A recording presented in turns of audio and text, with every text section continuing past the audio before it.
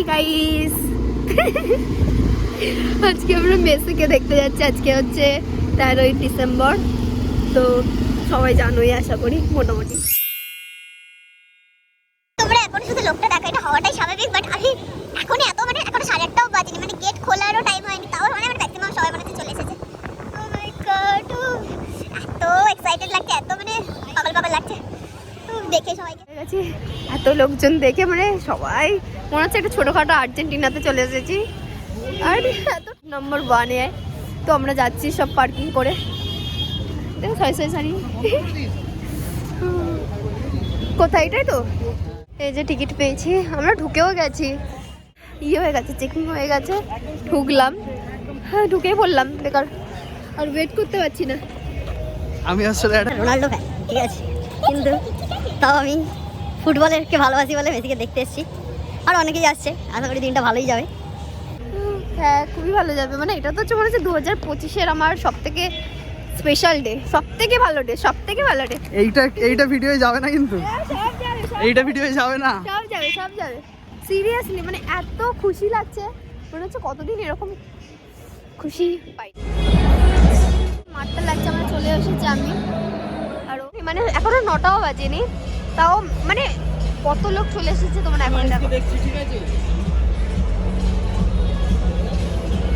এই যে মাঠটা দেখতে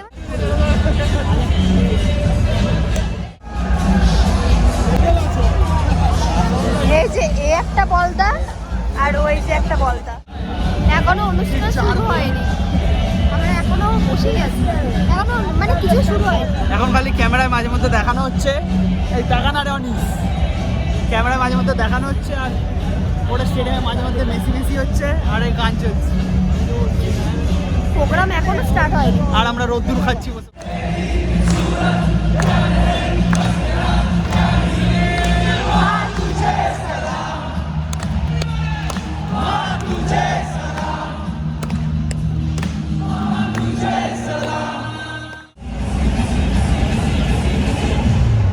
মেসি আসছে।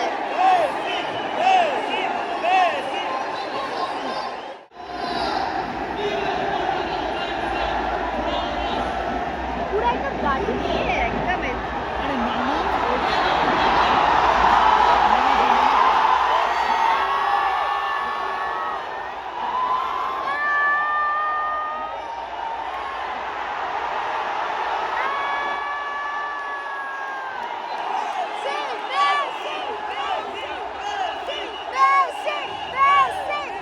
ওই যে পিছনে দেখতে পাচ্ছ, ওই যে তাঁবুর কাছে ওইখানে মেসি আছে। পুরো ঘিরে রেখে দিয়েছে, ভালো করে দেখতেই পেলাম না। দেখা যাক আবার মাঠে নিয়ে আসে কিনা।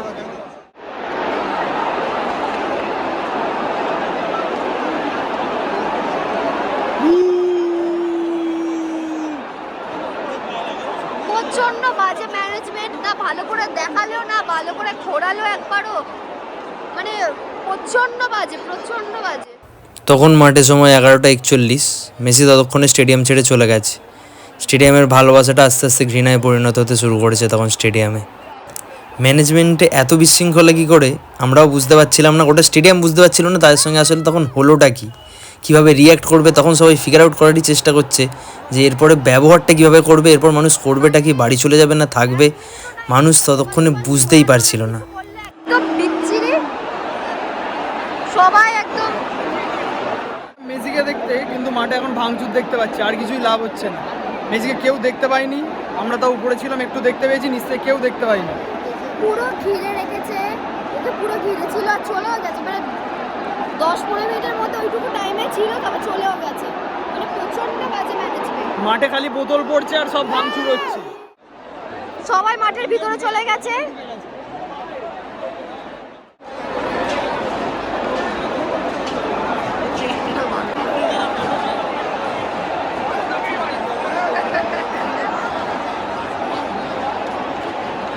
এটা হচ্ছে মাঠের অবস্থা, সবাই বেরিয়ে গেছে, সব চেয়ার বোতল সব ছুঁড়ে সব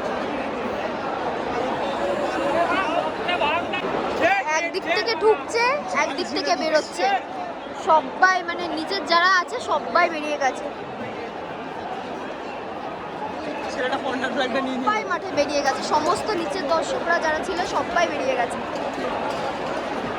মাঠটাকে খালি দেখো, মাঠটার অবস্থা মানে এত ভালো একটা মুড নিয়ে এসেছিলাম এতদিন ধরে, মানে 1.5-2 মাস ধরে একটা আশা নিয়ে এসেছিলাম যে ভালোভাবে দেখবো, কিন্তু এই হচ্ছে অবস্থা।